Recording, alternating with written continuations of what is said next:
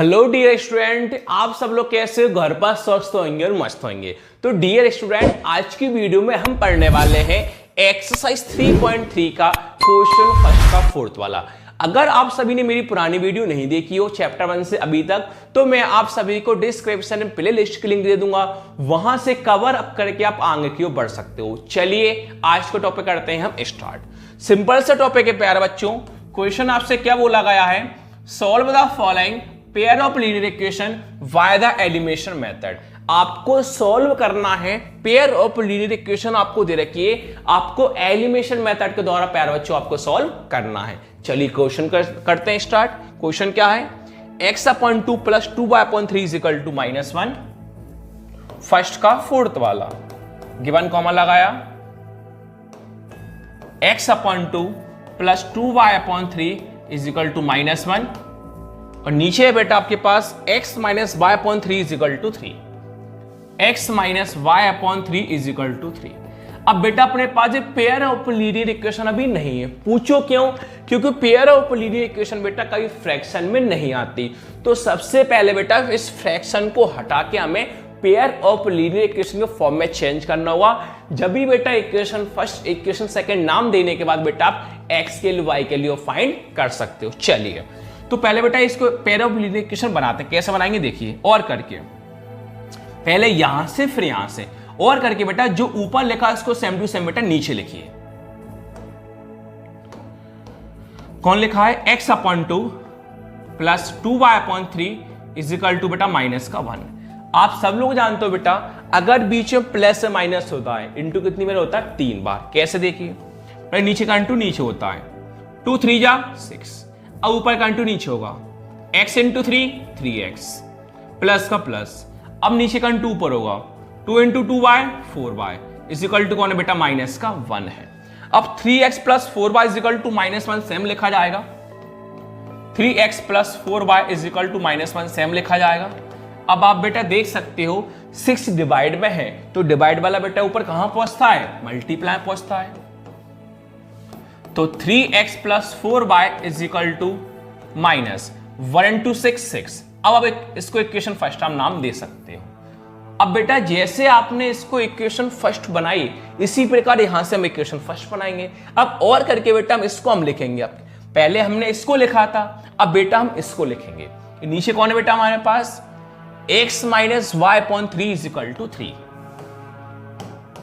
कौन है बेटा? और करके x minus y/3 is equal to 3। देखिए ये तो फ्रैक्शन में है, लेकिन ये फ्रैक्शन में है क्या? नहीं।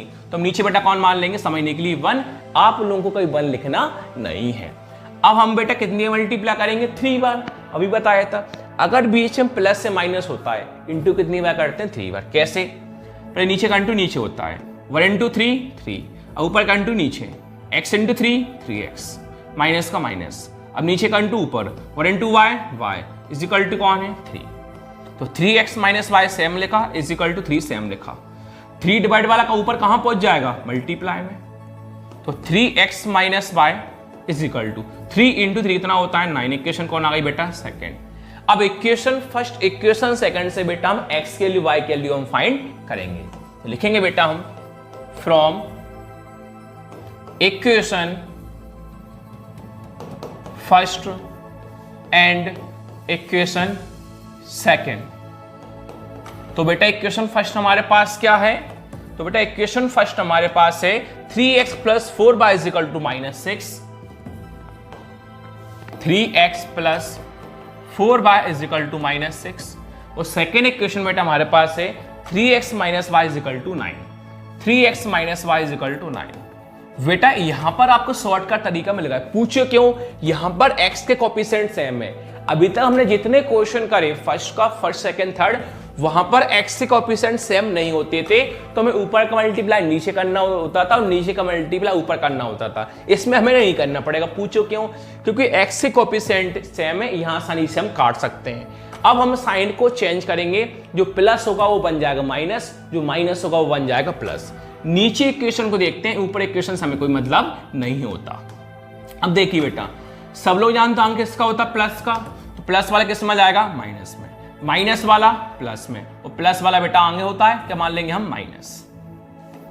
तो बेटा क्या लिख देंगे, ऑन सब्ट्रैक्टिंग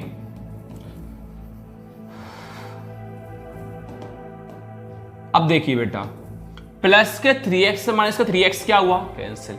आगे कोई कोएफिशिएंट नहीं होता तो हम समझने के लिए कितना मान लेंगे 1। आप लोगों को कोई 1 लिखना नहीं है। प्लस का 4y प्लस का 1y plus 4y plus 1y कितना होता है 5y is equal to minus 6 minus 9 minus minus क्या होता है प्लस, साइन किसका आता है माइनस का, 6 और 9 15 y is equal to minus 15। 5 multiply कहां जाएगा बेटा डिवाइड में, तो y is equal to minus 5 3 या 15। अब y के लिए माइनस 3 आई। अब y के लिए आप इक्वेशन फर्स्ट इक्वेशन सेकंड कहीं भी पुट करो आपका आंसर हमेशा सेम आएगा। मैं हमेशा इक्वेशन फर्स्ट पुट करता हूं जिससे मुझे रिवाइज करते टाइम पर याद रहे कोई दिक्कत नहीं आए। तो मैं x के लिए निकालने के लिए बेटा y के लिए कहां पुट करूंगा इक्वेशन फर्स्ट में, putting the value of y in equation first. चलिए तो बेटा इक्वेशन फर्स्ट मेरे पास क्या है, इक्वेशन फर्स्ट बेटा मेरे पास थी 3x plus 4y is equal to minus 6। यही इक्वेशन फर्स्ट, इसी इक्वेशन में हमें y के लिए पुट करना, x के लिए आसानी से आ जाएगी। 3x plus 4y is equal to minus 6, 3x plus 4y is equal to minus का 6। चलिए 3x सेम लिखा प्लस 4 सेम लिखा, बीच में इनटू। बेटा y की वैल्यू कौन है, माइनस का 3 है, तो बेटा y के लिए कितनी पुट कर दो माइनस 3, किसके अंदर ब्रैकेट के अंदर, इज इक्वल टू माइनस का 6।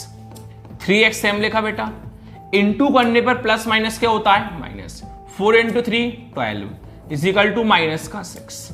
हमें x की वैल्यू फाइंड करना है, तो बेटा x की वैल्यू फाइंड करने के लिए ये सेम लिखा, 12 माइनस वाला कहां जाएगा प्लस में, 3x सेम लिखा, 12 माइनस 6 क्या होता है बेटा 6 होता है।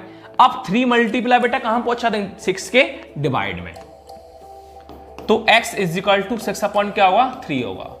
तो 3 की टेबल में 6 कितनी बार में आता है बेटा 2 बार में। तो बस आपको लास्ट में लाइन लिख देनी है, हेंस करके x is equal to 2 and y कौन आया था माइनस का 3। वीडियो अच्छी लगे लाइक शेयर सब्सक्राइब जरूर